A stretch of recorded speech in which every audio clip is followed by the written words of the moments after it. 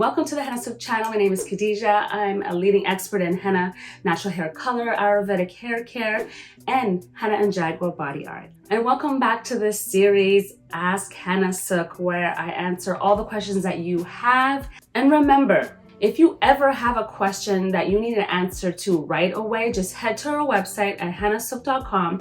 We have this amazing chat feature where you can get all of your questions answered right there on spot by one of our hair care experts. So it's a great feature on our website to get an answer right away. Yolanda Anderson asks, can amla and ziziphus help with alopecia? Yes, they can help with alopecia. Of course, it always does depend on the type of alopecia you have, but amla stimulates hair growth and they'll get that going. The ziziphus thickens up those strands and just makes them healthier overall. So those are two great herbs that can help with alopecia. So being that it's dependent on the type of alopecia that you have, sometimes some of the herbs are not enough. It depends if you have any other medical underlying issues as well. Tiara Scott has another great question. She said, interesting, you mentioned that we should wait 1 to 2 hours before co-washing and conditioning. Can you explain this? So this is in reference to that amazing hair growth mask using aloe vera and amla. It's a video that I have right here on the Hennasooq channel. So let me clarify, because I was reading the question, I was kind of no, that's not really what I meant. So let me clarify that. So when it comes time to co-washing and conditioning your hair after that particular mask, and do note, if your hair doesn't need the extra moisture, you may not need to do these steps. But if you do need more moisture, what I meant is that the mask itself stays in your hair for 1 to 2 hours. And then when it comes time to rinsing that mask out with the aloe and the amla, then you want to use the co-wash and then you can condition if your hair still feels on the dry side. Those are pretty moisturizing treatments. So if your hair is extremely dry and it's maybe winter and you live in a dry climate, then yes, you may need to do the extra deep conditioning. But the co-wash for sure should help detangle and get everything out. So I highly recommend it. But what I meant to say, it was that the mask itself stays in 1 to 2 hours and then you're using your co-wash and your deep conditioning as needed, if needed at that moment for your hair. You have to see what your hair needs, and that's really important. I need you to get to know your hair and see hey, is it saying I need deep conditioning? Then you'll definitely go ahead and do that, and then you could co-wash everything out. Again, if needed. You don't want to over moisturize your hair as well. So just pay attention to your hair's needs, write everything down. So that way, especially if it's the first time that you're using and doing this, you want to go back and reference that. My next question comes from Charlotte Jones. This video was very informative. So the henna is the base, the first step, then the dark brown. Question, do I need to use any additional product to cover gray, white hair around the edges?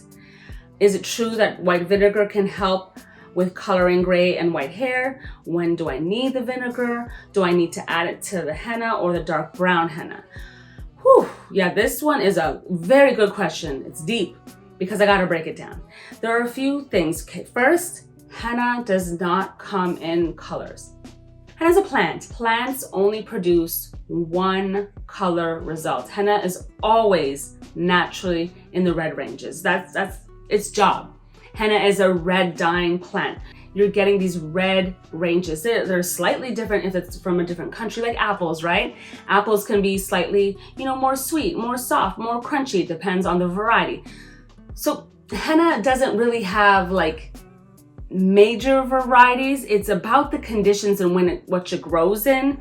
So Moroccan henna will be a little bit more coppery, more burgundy from Indian henna powders. And if you want to find out more about that part, then definitely watch our other videos where I break down the different henna powders and each of them and how they all are unique from the other, but they're always going to stain reddish ranges. Just note that there is no such thing as brown henna, dark brown henna, black henna. Watch my other videos to get those explanations on that part. Now that that's been established, I personally don't usually use vinegar or lemon juice. It's not even a realistic option in the salon setting. I don't find it to be, it's something that you could do at home and try, but it's not a professional kind of salon standard. Not at all.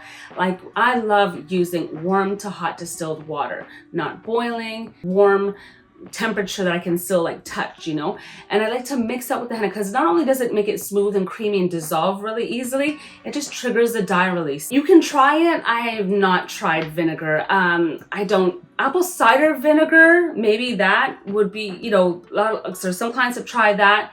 I don't use it too often. I don't really like the smell, so I don't really want my henna smelling like that. That's why I also use essential oils a lot of the time in most of my mixes too. Well, because I want the experience of henna to be, you know, just smells nice, feels nice. You know, I'm getting all the benefits in one treatment. So the edges, because they're stubborn and they're small and they're wild, and they're hard for everyone. Like when I'm doing my own hair by myself, I'm like, dang, I gotta go back over these grays and like get it. You know, I need to like because those grays try to pop out of the color.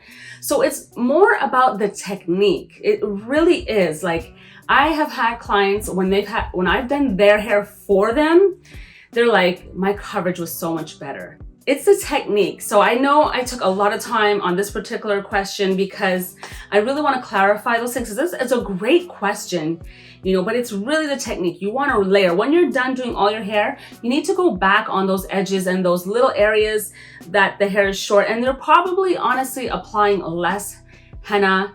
And when you get dark brown, by the way, henna, usually it's indigo. So note that our recipe and our technique, our products, we use henna and we use indigo, and henna is the base. It helps the indigo cling to the hair strand. It helps make that dark brown. You can get that typically in a one-step process, but if you have stubborn grays, sometimes you have to follow it with indigo and leave it on for like 30 minutes to an hour just to get a little, you know, darker.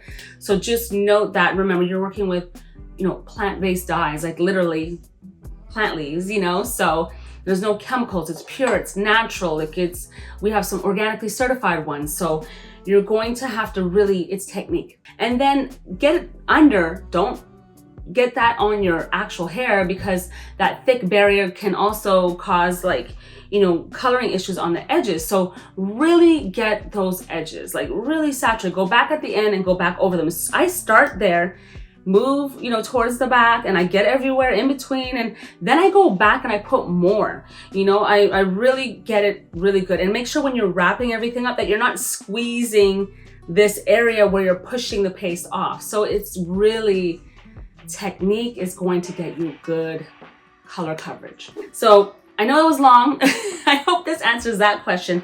That's a really great question. I love it. And I want to thank you guys for tuning in. Let me know what other comments you have below. Subscribe and hit the bell. I'm going to see you next time. Bye. I love you guys.